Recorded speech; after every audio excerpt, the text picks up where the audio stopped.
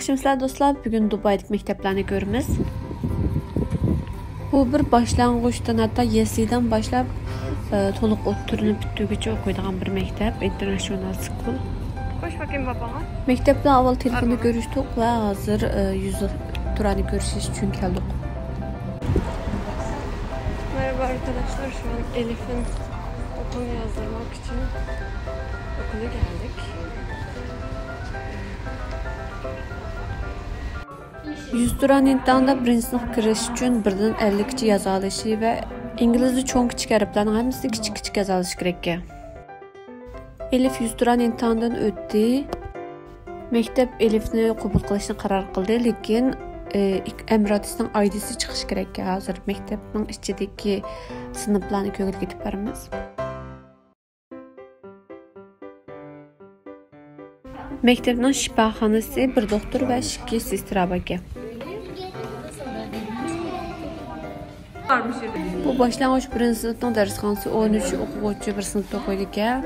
Lekin hozir korona bo'lganligi uchun 9 ayda online, 10 ayda belki haftada 3 gün mektep kelishi mumkin.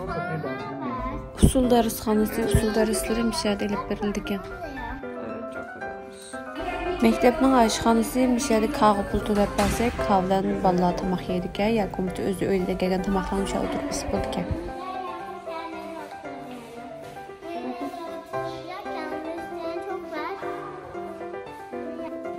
Müzik dershanesi.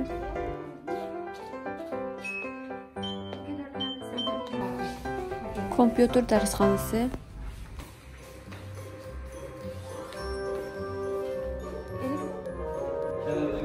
Resim ve qo'l hunarvan dershanesi, yani qo'lda yasalgan narsalar bo'lsin, resim, bo'yoq bo'lsin, o'sha darslarning hammasi mishadilib berildi ekan.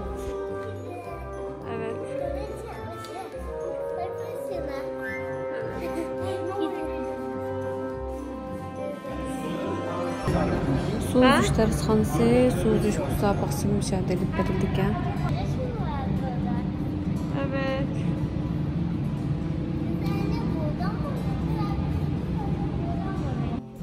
Mektepning teatrxonasi. Elif ile Arman mektebini bek yaxshi ko'rdi. Balkim mush mektep tanlab qilishimiz mumkin.